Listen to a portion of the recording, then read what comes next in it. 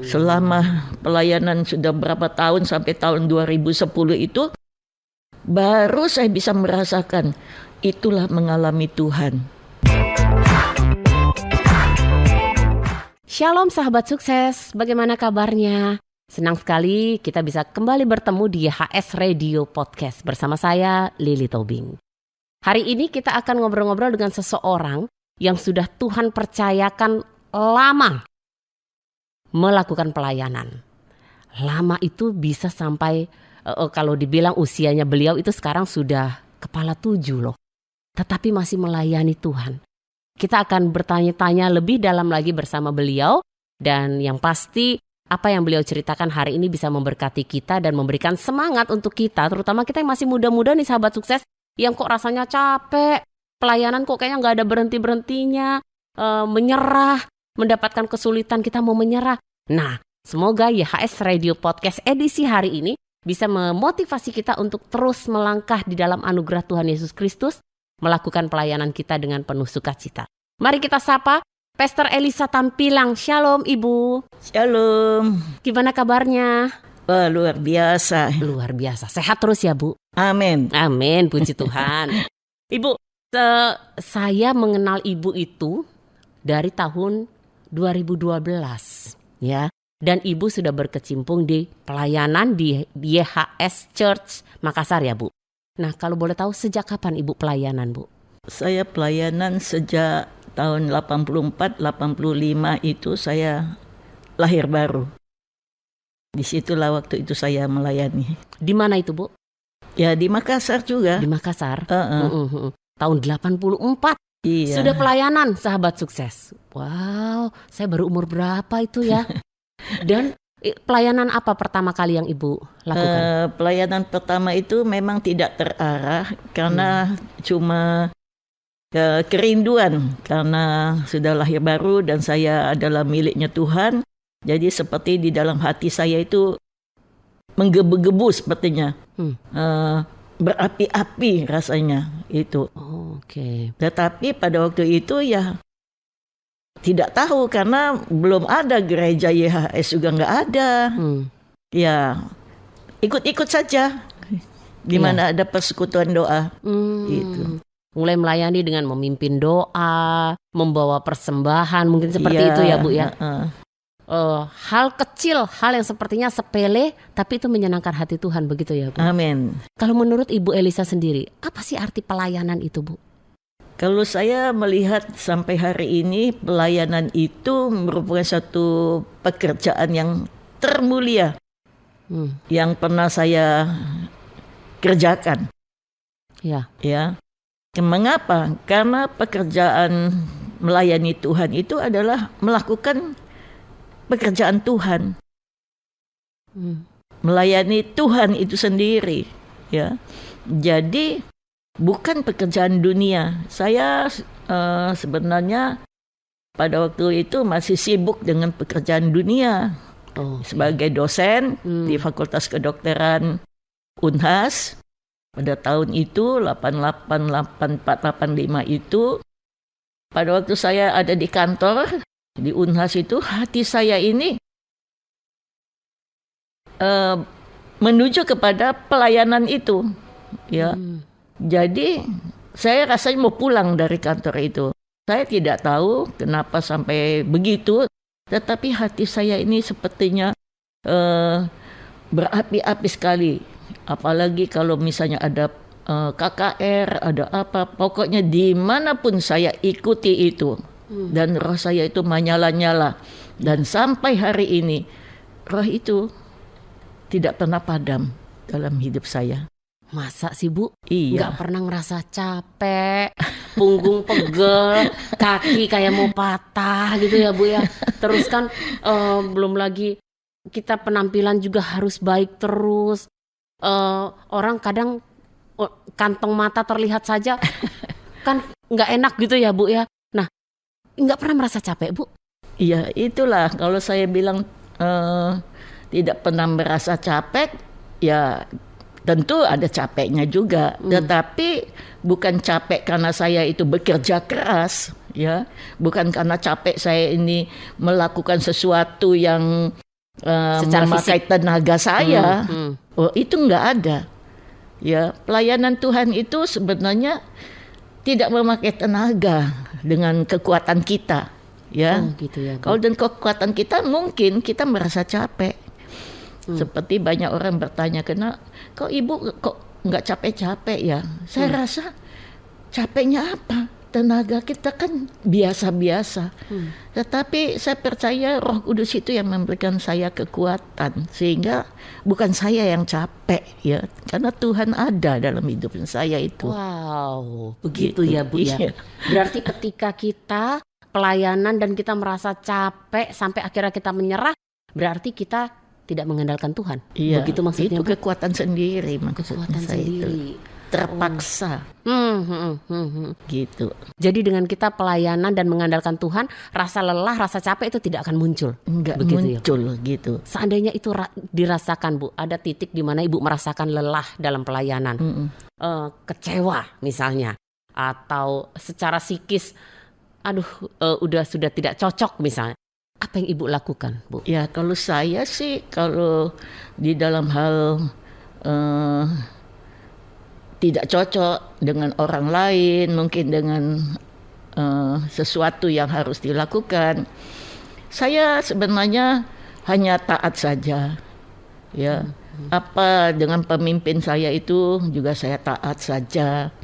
Seandainya itu nanti akhirnya tidak sampai terjadi, ya saya diam saja. Yang penting saya utamakan ketaatan itu. Bu, dari tahun 84 Ibu pelayanan sampai hari ini, pasti ada keadaan kondisi yang tidak sejalan dengan pemikiran Ibu, atau bertemu dengan orang-orang yang tidak cocok dengan Ibu. Apa yang Ibu lakukan? Ya, pertama saya diam saja. Kemudian saya berpikir, mungkin kecewa, mungkin ada sesuatu yang tidak disukain, ya. Tetapi itu yang membuat saya menjadi lemah sebenarnya, tidak bersemangat lagi. Dan saya berkata kepada jiwaku sendiri, hai jiwaku, bangkitlah. Hai jiwaku, bersukacitalah.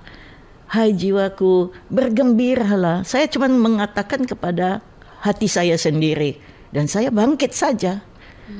Sehingga tidak akan menguasai kehidupan saya gitu.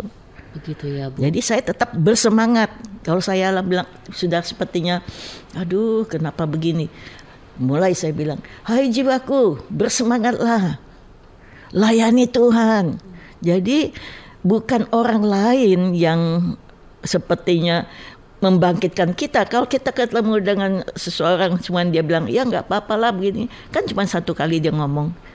Tapi kan saya ada di rumah, ada di mana, saya berbicara sendiri kepada Tuhan. Ibu, di usia Ibu yang sekarang, mohon maaf berapa, Bu? 72 bulan depan ini. 72 bulan depan, wow. 72 tahun dan Ibu masih aktif pelayanan. Ya. Saya kalau melihat Ibu Elisa ini sahabat sukses, setiap hari bangunnya pagi, morning devotion selalu ada. Pagi-pagi ya Bu ya, saya on di menit ke 5.50, Bu Elisa sudah ada, sudah on di Zoom meeting. Kemudian kalau ibadah, setengah jam sebelum ibadah mulai, Bu Elisa sudah duduk manis di kursi paling depan gereja. Ya, setiap hari juga harus kantor, pulang sampai sore. Sehat terus, bersukacita terus. Ya Bu ya. Bu, di usia Ibu sekarang kan pasti Ibu mengalami banyak sekali mujizat-mujizat, pertolongan-pertolongan Tuhan. Bukan cuma sekali dua kali. Nah, mujizat apa atau pertolongan Tuhan yang mana yang menurut Ibu, wow, ini sangat berkesan dan tidak terlupakan, Bu? Wah, kalau mujizat pertolongan Tuhan itu sebenarnya banyak sekali. Tetapi yang paling terkesan itu adalah pada waktu itu di tahun 2010 itu saya itu ikut tur ke Israel dan rombongan hamba Tuhan dari YHS ini. Nah, disitulah saya itu bisa terjadi jatuh dari onta di Gunung Sinai. Kok bisa itu loh Bu, jatuh dari onta? Orang kesana naik onta jalan-jalan, kemudian foto-foto. Lah kok iso jatuh Ibu? Cara duduknya gimana tuh Bu Elisa? Cerita dulu Bu, gimana bisa? Iya, Jadi sama siapa waktu itu tamu itu? Waktu itu ya rombongan Pesta Yusak. Ya, ada dengan Ada Pesta Yusak juga? Ada. Pesta Yusak ngeliat Ibu jatuh? Tidak. Pesta Yusak pada waktu itu dia tidur, dia tidak ikut. Oh, tidak ikut. Jadi kami naik onta, itu bangun subuh-subuh jamnya di Mesir itu jam 1 gitu ya. Dingin sekali pada waktu itu. Udah kami dapat onta satu-satu, naiklah satu-satu. Ada berapa gitu. orang itu Bu yang pergi waktu itu? Yang naik onta maksud saya? Lumayan. Banyak, rombongan lain juga banyak. Oh. Bukan rombongan kita saja, ada rombongan Korea, ada rombongan Jepang. Nah, Berarti kan rentetan tuh onta berbaris tuh Bu. iya, betul. Lah kok punya Ibu bisa jatuh? Nah, saya juga tidak tahu ya kenapa bisa jatuh gitu. Dan saya nyanyi di atas onta itu. Namanya kan kita rasanya kecut juga ya kalau naik onta satu-satu sendirian tengah malam begitu ya. Jadi semua orang begitu dingin. Tapi ya saya nyanyi saja. Nyanyi lagu apa Bu? Masih ingat nggak Bu? Nyanyi, ya. Aku percaya Tuhanku. Oke, lagi gitu. sukacita nih ya kan? Iya, Pengalaman naik onta dong. Karena pada waktu itu, waktu mau berangkat tur itu saya bilang, kali ini kita melewati saja Mesir. Saya bilang, kenapa kok orang cerita saya berangkat tur itu ini yang keempat kali. Kenapa kok orang tuh cerita naik onta tuh di mana? Saya bilang saya ini selalu langsung ke Israel toh, Yerusalem itu, tetapi tidak mampir di Mesir. Jadi saya bilang kita mampir Mesir, kita bilang kita naik onta dulu, saya bilang begitu. Akhirnya dibuatlah jalur itu. Kita singgah di Mesir dulu sebelum kita masuk Yerusalem. Nah, pada waktu itu saya biasa-biasa aja, tidak ada punya perasaan apa-apa. Karena senang tuh, karena kita mau mencoba itu. Ya, hati yang penuh dengan sukacita saya ikut ya, persiapan sudah begitu-begitu. Udah akhirnya jam saya 1 malam start. Start naik onta itu sendiri-sendiri. Kemudian di tengah jalan ya, tiba-tiba saya kaget itu tersentak. Onta itu mungkin saya nggak ngerti, tersentak gitu, saya terlempar gitu istilahnya. Karena memang onta itu kita tidak ada pegangan, tidak ada tinggi apa. Tinggi juga ya Bu ya. Jadi saya kaget langsung, haleluya, saya bilang haleluya, haleluya. Akhirnya saya sudah tidak sadar di sana. Tunggu dulu, Ibu jatuh dari onta, pingsan. Enggak. Ya pingsan, mungkin karena saya sudah tidak tahu di mana ini tuh. Waktu saya sebut haleluya, haleluya, sudah saya mungkin sudah di bawah itu. Saya bilang Tuhan, saya bilang ampuni aku Tuhan. Kan biasanya kita kan nomor satu kan ingatin itu toh, ampuni Tuhan. Kemudian ampun Tuhan sebelum berpulang begitu ya Bu ya, kalau memang hal terburuk terjadi ya. Jadi saya bilang, Tuhan tolong Tuhan, anak-anak saya ini di Makassar ini tidak ada yang ini. Saya bilang Tuhan, saya tidak bisa bertemu dengan teman-teman yang lain lagi Tuhan. Udah saya bilang haleluya, haleluya. Saya bilang, pada waktu saya haleluya, haleluya itu tiba-tiba saya sadar, loh saya masih ada. Saya bilang puji Tuhan, saya bilang saya masih ada ini. Kemudian saya kan waktu saya masih ada tuh, sementara saya itu lagi digotong-gotong orang. Oh begitu, jadi memang sudah banyak yang menolong Ibu. Yang ada tuh cuma orang yang pemegang onta, yang onta berdua, jadi ada temannya satu. Jadi saya lagi didukung, diangkat begitu supaya saya bisa naik ke atas. Kan tak bisa, saya kan berat begitu.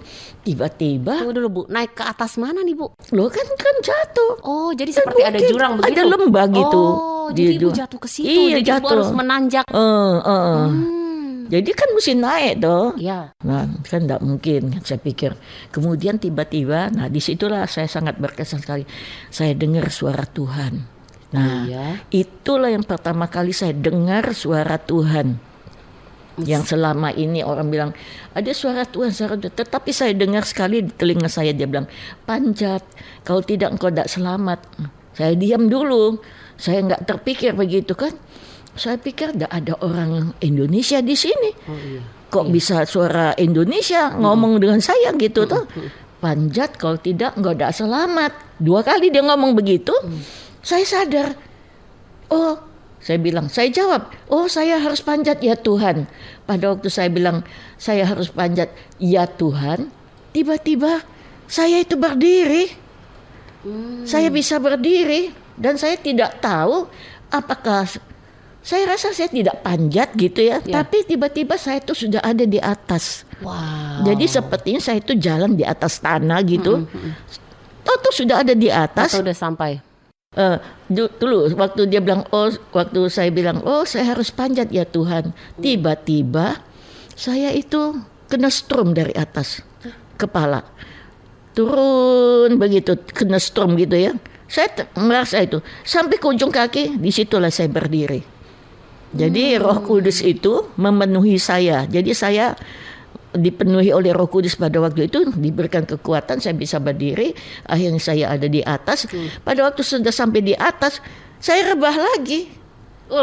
Sudah nggak ada lagi kekuatan itu hanya untuk ibu memanjat sampai waktu sampai di atas saja saya rebah lagi. Nah pada waktu itu saya terasa vertigo. Nah waktu saya vertigo kan saya goyang kepala sedikit, muter-muter gitu. Waduh, orang di atas sudah ada Ibu Ita, dulu itu kan ada Ibu Febe gitu toh. Waktu itu ikut juga. Jadi pada waktu itu saya vertigo, saya bilang saya nggak bisa jalan, saya nggak bisa apa. Saya minta tandu. Mana ada tandu, orang bilang begini tuh. Di sana mana ada tandu. Akhirnya saya didukung lagi, mau didukung gantian. 2 orang itu gantian. Nggak kuat, masih jarak. Turun kan jauh kita sekali jauh sekali ya kita mau turun ke bawah lagi tidak jadi naik. Akhirnya kita turun lagi ke bawah gitu. Akhirnya enggak kuat dia bilang. Kemudian ditaruh lagi saya. Kemudian pada waktu itu saya merasa dingin sekali udaranya, minus berapa saya enggak tahu. Saya bilang saya minta selimut. Mana ada selimut kata. Akhirnya Tuhan, saya bilang saya ini mungkin bukan mati karena jatuh, tetapi saya mati karena kedinginan. Saya bilang ini toh, saya bilang sama Tuhan, saya mati karena kedinginan ini Tuhan, saya bilang. Akhirnya saya karena sudah tidak kuat, tidak ada tandu, saya diikat di atas onta, kaki saya kanan kiri diikat. Kemudian saya duduk begitu, kan pada waktu duduk, onta kan kalau jalan kan jegat gitu toh. Dada saya terasa sakit pada waktu gek. Terasa sakit, saya bilang ini patah ini mungkin itu, saya bilang ini saya punya iga ini mungkin patah gitu. Karena jatuh itu. Iya.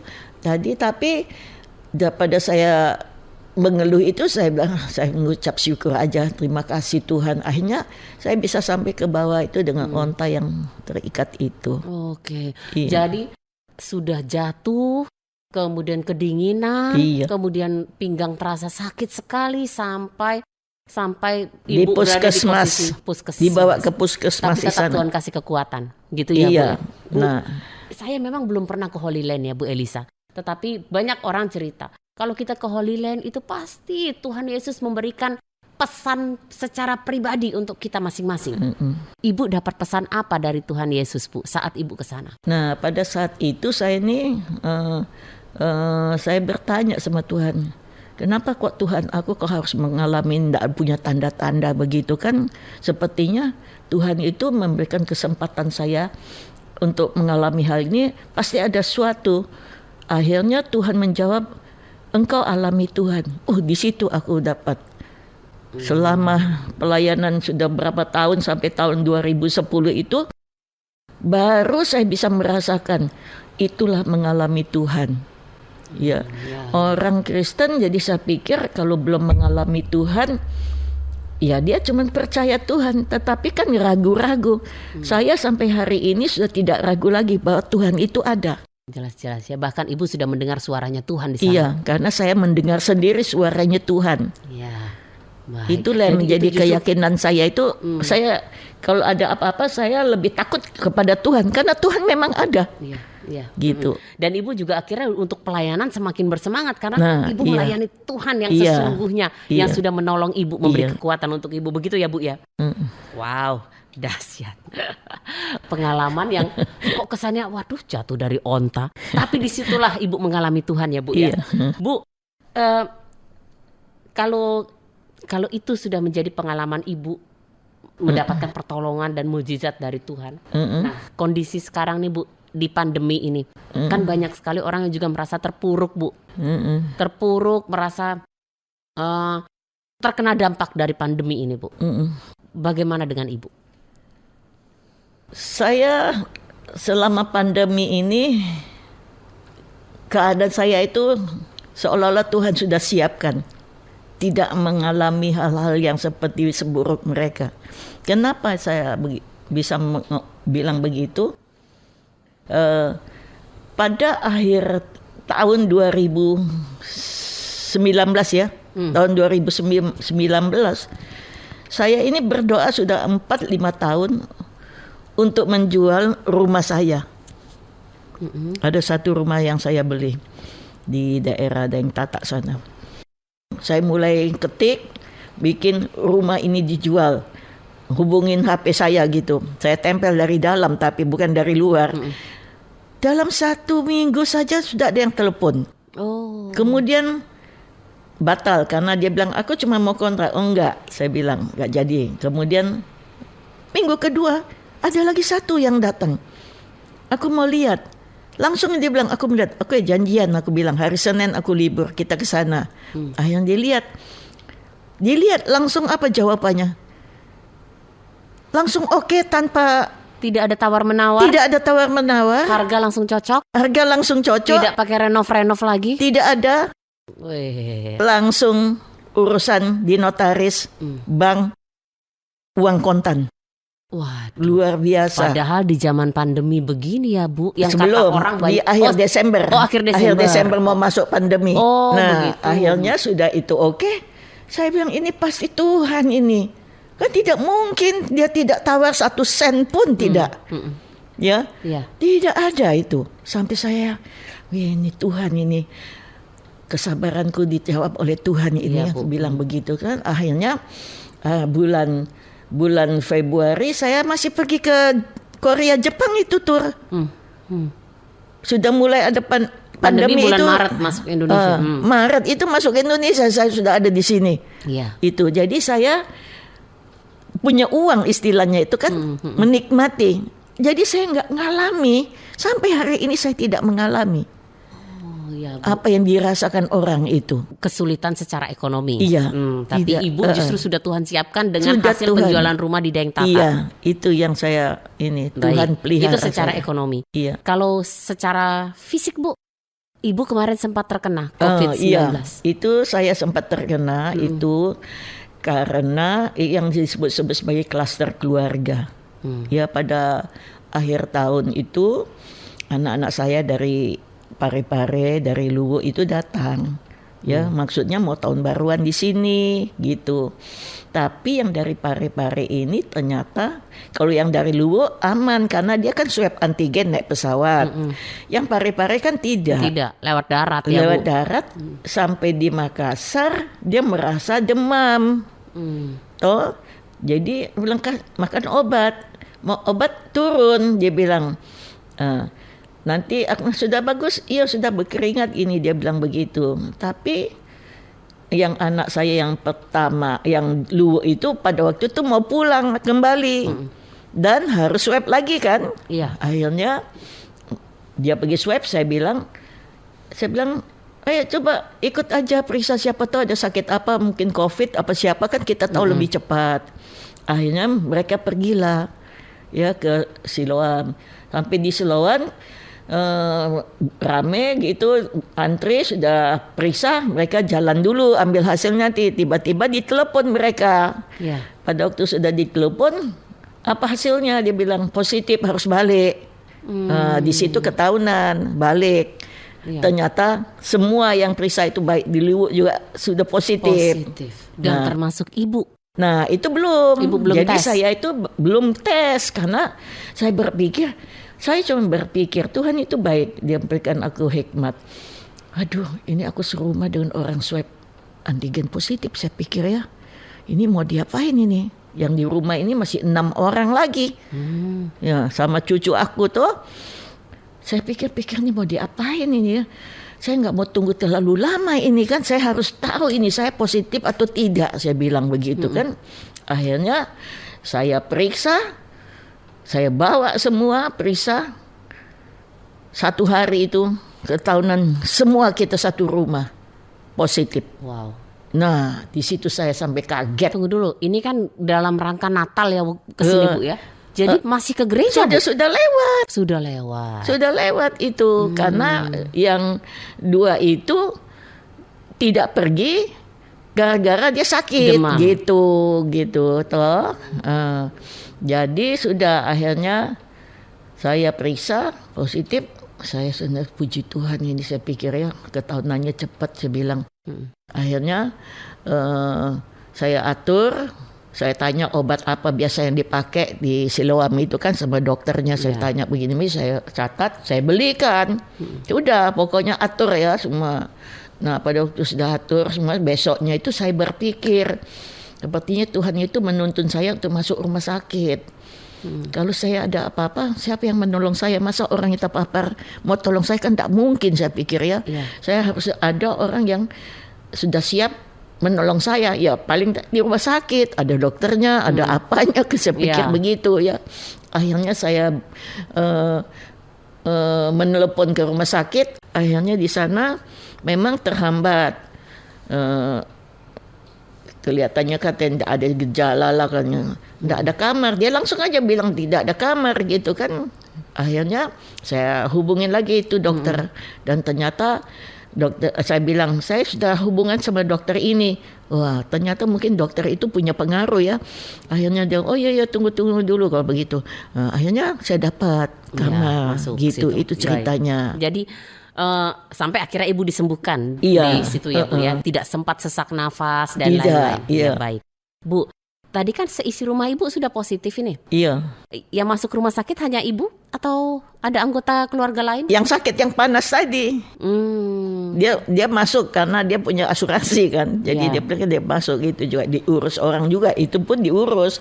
Tidak mudah untuk masuk rumah sakit ternyata begitu. Tapi disembuhkan semua Bu? Sembuh semua. Semuanya Puji ya. Tuhan. Puji Tuhan. Baik, Ibu luar biasa. Pertolongan demi pertolongan yang Tuhan berikan ke Ibu sampai saat ini ya Bu Elisa. Dan Ibu masih tetap berapi-api dalam melayani Tuhan Yesus. Kami juga berdoa semoga Ibu tetap diberikan kesehatan, sukacita, damai sejahtera dalam pelayanan ya Bu. Bu, terakhir, apa pesan Ibu untuk kami semua ini Bu, duta-duta Kristus yang diberi kepercayaan oleh Tuhan untuk melayani Dia? Berikan apa ya Bu ya? Kata-kata motivasi Bu untuk kami mungkin. Ya cuman saya pesan kepada generasi yang muda-muda ini, untuk pelayanan itu memang sebenarnya adalah panggilan, ya, adalah satu panggilan. Jadi kalau kita menjadi satu panggilan, kita mau lari kemanapun, tetap kita punya hati itu untuk melayani, ya. Nah, orang yang begitu setialah, bukan tidak ada masalah persoalan, tetapi itu pasti ada. Dan biarlah masalah persoalan itu menjadi satu proses bagi kita untuk naik ke level yang lebih tinggi. Ya, kita jangan mundur, tetapi kita tetap saja melayani dengan setia, dan lihat nanti ke depan pasti Tuhan itu yang akan memberikan sesuatu yang lebih. Amin. Baik. Pastor Elisa Tambilang, terima kasih banyak Ibu untuk cerita-cerita yang sangat memberkati, kesaksian bahwa Tuhan Yesus itu ada, ya, kesaksian bahwa Tuhan Yesus selalu menolong tepat pada waktunya dan memberi kekuatan untuk kita. Terima kasih juga untuk wejangannya bagi kami para duta Kristus yang masih muda-muda, yang akan membuat kami lebih bersemangat lagi dalam melayani ya Bu, ya, karena ada panggilan dari Tuhan Yesus. Terima kasih Ibu, kami ucapkan selamat melayani. Amin. Tuhan Yesus memberkati Ibu. Tuhan Yesus berkati. Demikian sahabat sukses, YHS Radio Podcast bersama Pastor Elisa Tampilang. Seorang hamba Tuhan yang melayani sejak tahun 84. Wow, sampai saat ini Tuhan masih mempercayakan pelayanannya bersama beliau. Kami akan hadir lagi di YHS Radio Podcast dengan kesaksian-kesaksian yang luar biasa dan memuliakan nama Tuhan. Saya Lili Tobing, Yeshua HaMashiach, bless you.